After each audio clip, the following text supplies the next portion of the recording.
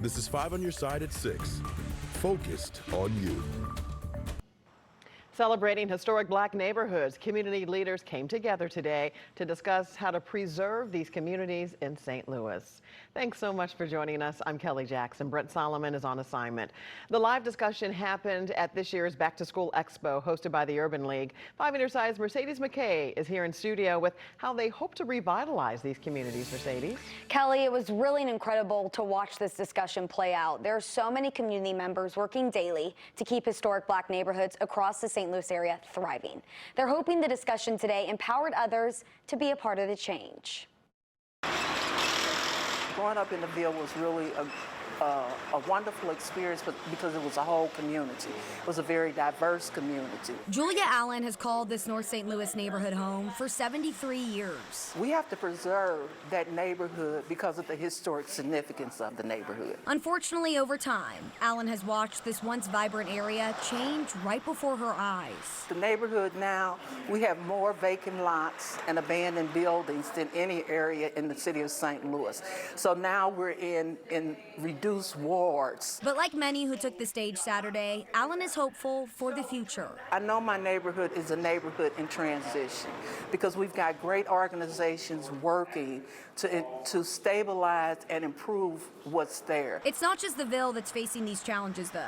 Community members from Pruitt-Ago, Lewis Place, Mill Creek Valley, and the city of Kinloch came together to discuss just that. They are all neighborhoods or communities that are on the verge of extinction if empowered residents are not stepping up to the plate to preserve the history. The Urban League's Federation of Block Units hosted the Our Beloved Communities discussion, centered around historic black neighborhoods that community members are trying to preserve. Historical neighborhoods in North St. Louis that used to be thriving, that used to be vibrant communities, and so we're here to bring that all back. And they're hopeful more people across St. Louis will step up to the challenge. Take pride in your neighborhood, regardless of wherever you are. Take pride in your neighborhood. Organizers of today's discussion say the biggest challenges these communities face are vacancy, lack of home ownership, and lack of funding and assistance. That's why so many of these neighborhoods have community groups working to bring businesses and development back to the areas. So good to see people working together. Thanks, Mercedes. All right, here's a live look over Forest Park.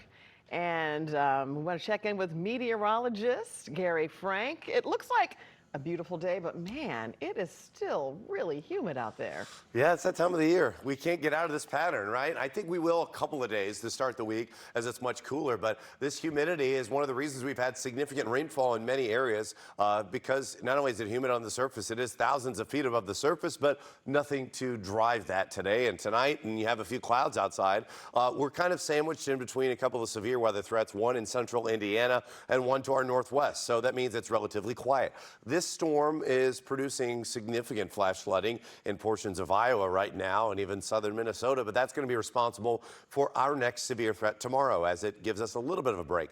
You'll see some spots north of our area, south of Chicago, low 70s, and that's because of the cloud cover that's hung tough and it's kept us in the low 80s. I think it's pretty nice if we just kind of remove the humidity thought process, but it's quiet for the next 24 hours or so. Maybe let's call it 20 now. But severe weather risk is late Sunday and another one by midweek. So we've got a couple of things, but tonight we're going to drop down into the 60s, upper 60s that is, but it will feel humid. We'll track that severe weather threat and talk about the main impacts that we'll feel Sunday night. See you in a bit, Gary.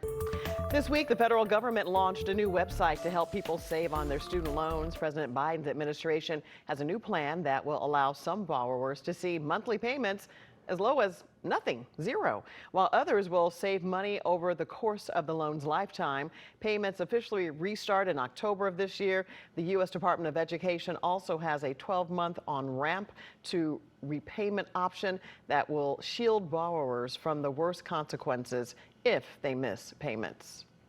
Inside the Dome at America Center, the Urban League is hosting a back-to-school expo. All day, people have been able to stock up on school year necessities. There were free back-to-school supplies, haircuts, health screenings, and vaccinations. Parents could also register their child for school. The Urban League says this is all about setting students up for a successful school year.